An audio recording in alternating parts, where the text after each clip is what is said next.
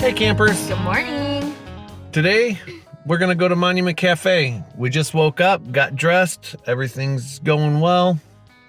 And we are off to another Georgetown gym. It's called Monument Cafe, and it's locally owned. It is designed to represent the Texas roadside cafes of the 1920s, so it should be pretty retro. Well, we're going to go find out. We'll see you there.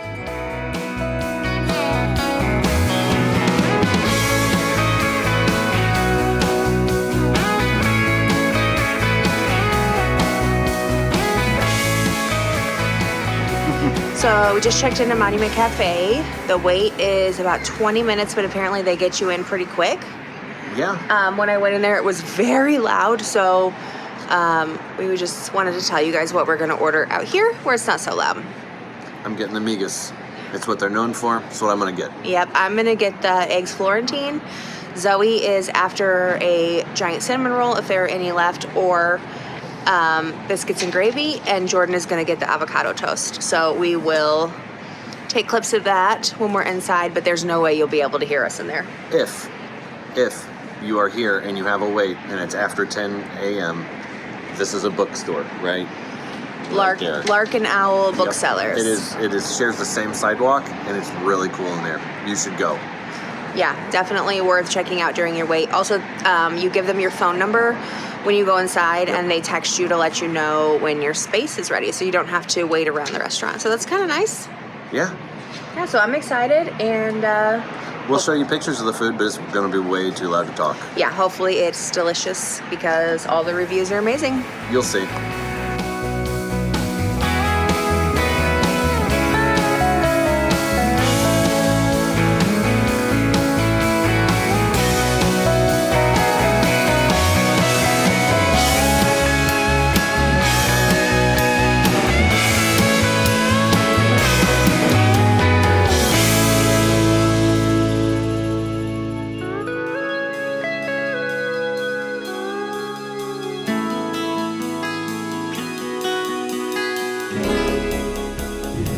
So breakfast at Monument Cafe was... Oh yeah, that was delicious. It was great. Everything was great. Everybody loved everything. Oh, I tried everything. Yeah. I tried everything from avocado toast, which I didn't think I would really like, but come to find out I like. He tried my eggs and- Florentine. He did not like those so much. But I thought it Take them, was leave great. them. I But thought they were great. if you like it, then you like it. Yeah. So his biscuits and gravy were good. Your guess was good. Oh, was that phenomenal? That was a solid choice. Get Yeah, that. Get yeah, that. for If you like sure. Mexican at all, get that. Yeah. So we just went and washed the truck because it was Filthy. filthy. Yes. We didn't get to wash it before we left because it was, negative It 31 degrees. Still had snowstorm on it from Missouri. Yeah. So And now we're headed back to the campground. We actually have to move sites because we extended our stay another 3 days. yeah, we didn't feel like we got to really do all of Georgetown, so we're gonna extend it. We're gonna do some more stuff. We always leave a little bit of buffer room. Most of the time we leave a little bit of buffer room in our vacation anyway. Right. Yeah, so we are going to go pack up, throw everything in the back of the truck, move like 10 sites away. Yeah, our site is not available for the next 3 days. Right. So we're exiting our site and moving to a different site. So that's going to take a little bit of time, but it's not like we're going to hook everything, everything back up in order just to move. So it'll be Right. all right. We'll make it work. Yep, so we're gonna do that, and then after that, we are headed to somewhere really fun and exciting. Just tell them. They want to know. Look at them. All right, I will. We're headed to Inner Space Caverns. We're super excited about Really it. excited. Where we live, there's Merrimack Caverns, but Yeah. this is Merrimack Caverns on 10 times at least. And I'm excited to see it. Yeah, so we will fill you in with more details on that on the way there. But for now, we are gonna go. Yeah, it's got a whole history behind it. I'm excited to share it. Yep, we're gonna go move the rig and get to the cave. Yeah, buddy, let's go.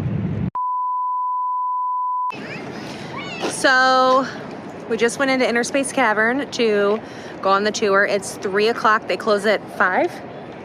Yes. Yeah, and all the tours are full. So we have decided that we are going to go get something to eat instead. Yeah. And come back tomorrow, earlier in the day, to Yeah. See if we can get some more done. Yeah, so we're gonna take the tour tomorrow. So don't be weirded out if the tour footage is 2 different days. I could be wearing different clothes. I probably will be. He probably won't be, I will be. but I probably will be. Okay. I might. Anyway, let's go get something to eat.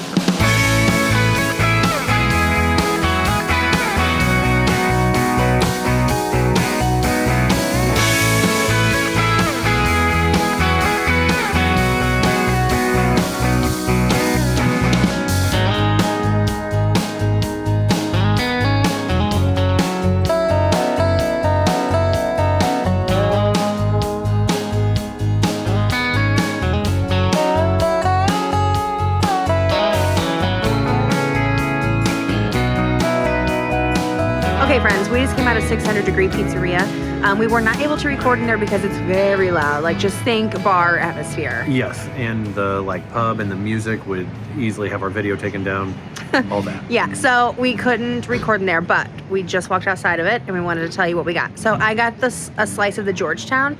It had tomatoes, mushrooms, pesto, and spinach on it, and it was amazing. What did you have? All right, get out of the way. I had the East San Jose or whatever, but it had chunks of sausage, pepperoni. It had, oh my God, love. It had compassion baked right into it. Jalapenos, hot sauce. It was The hot so sauce, good. Holy crap.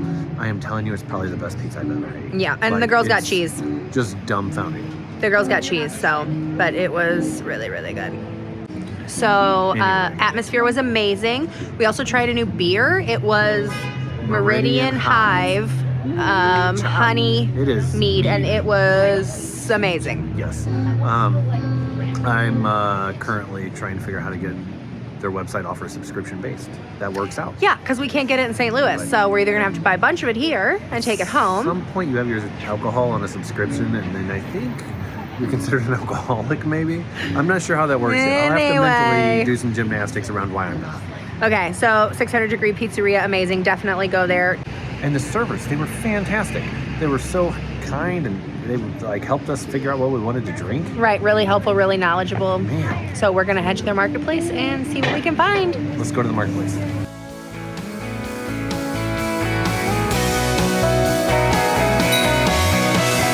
Today, we're at Inner Space Cavern. It was discovered in 1963 by the Texas Highway Department core drilling team. 6-inch core samples were taken to determine if the ground was stable enough to support a highway overpass for Interstate 35. As they were drilling one of the test holes, a bit suddenly dropped 26 foot, and the highway crew knew there was something down there besides just rock. Within the next few months, there was permission secured to enter and explore the newly discovered cave. The first group of spelunkers entered the cave through a 2-foot wide hole, drilled 35.5 feet deep through limestone bedrock. This hole became known as the Discovery Hole, as it was the very first entrance into the cave. Each person was lowered down the narrow shaft on a rope tied to an automobile. Within days, 7,000 feet of cave had been surveyed. The passages varied from tight crawls to large cathedral-type rooms. The cavern is estimated to be around 25 million years old and the 4th largest cavern in Texas. Inner Space was open to the public in the summer of 1966, and today it's our turn to check out this natural wonder. Let's go. Hey guys, we are back at the cave, Inner Space Cavern, and we are waiting on our tour, which will be starting in about 20 minutes. So we are going to take you along, and it should be really exciting. We're going to go into the cave. Hopefully we see some bats. Meh. Bats. Okay, let's go.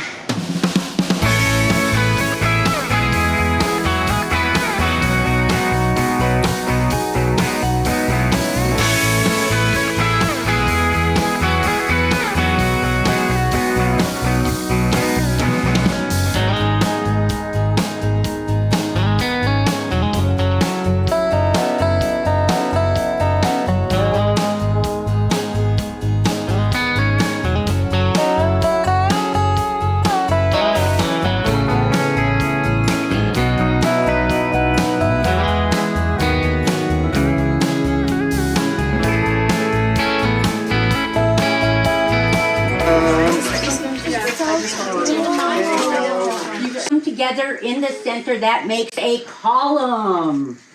Because in Texas, we put our heads on pillars at night. Now, right here, these little soda straws, we call them soda straws because they are like soda straws. They're hollow on the inside. The way those actually form is when it rains, water seeps through the soil, picking up carbon dioxide, and that's what actually made this whole entire cavern, was the water. Now, we've got 3 sedimentary rocks in this room. First off, we'll point out the limestone, and it's that color. I mean, most limestone is not this color, but it is because of the iron oxide. In order to do that, they had to check the stability of the ground underneath. Now, back then, what they did to check it was they drilled down through the ground. So they drilled down 23 times, and out of those 23 times, 8 times they hit the surface here of the cavern. As you can see, here's one opening, and here's another, but they did something different with that. But throughout this room, there are 8 of these round openings. So after they figured out something was here, they needed to come down and in. But there were no natural openings here to the cavern. So what the senior technician, Jack Bingham, did is decided to, hey, let's widen one of these holes to 2 feet in diameter. And then they went down through 33.5 feet of solid rock. And guess how they got in here? They stood on a drill bit and hung on to the cable as they were lowered down through the hole. Yeah, I would not want to be the first one down here because after you hit the ceiling there, you got another 25 feet before you land in some fossilized bat guano. Ooh, right? So the other geologist that came down was Jim Sampson, and he's the one that determined that there was plenty of stability here with 33.5 feet of rock above us, that it was plenty enough for the overpass to be built, and they continued on building. Okay, so any indication on how humid the cave is? My makeup is all melted and my hair is no longer curly. Mine did fine. So it was neat seeing the bones and fossils and stuff, and seeing the different cave formations was neat. The history of it is what I enjoyed. It all started with them trying to build an overpass over I-35 and accidentally dropping a drill bit. Them having to build a bigger hole to go get the drill bit, and then realizing they were in a cavern. And actually, I didn't realize that the road is actually still over it. Like, you can hear the traffic underneath, which is interesting. I thought they didn't build over it. And while we were down there were I don't know what to call them, wild cavers. I don't know, people that were legitimately still looking for or crawling through in order to find more open spaces. So ticket prices for the cave, for adults, for the 1-hour tour that we did, it would be $23. And for kids, it is $17. Per person. Yes. It's an hour tour, and you do learn a lot of information on it, so it's pretty informative. Yeah, I think that would be highly dependent also on your cave guide. We had a great one named Tina. It went really well. Yeah, she's really high energy and had a lot of knowledge, so that was good. So yeah, it was a fun experience. This is Zoe's first cave and only Jordan's second, so pretty awesome. We want to thank the city of Georgetown for sponsoring our visit during this trip. Yeah, a huge thank you to Georgetown. Yes. It was everything that we thought it would be. Actually, it was so much even more. Definitely. We absolutely love it here, and we will be back. I had some of the best tacos, some of the best pizza. Went into the only cave I've been in the last decade. It's pretty awesome. Yeah, so thank you, Georgetown. It was a great time. And we'll see you at the next mile marker. Bye. Bye.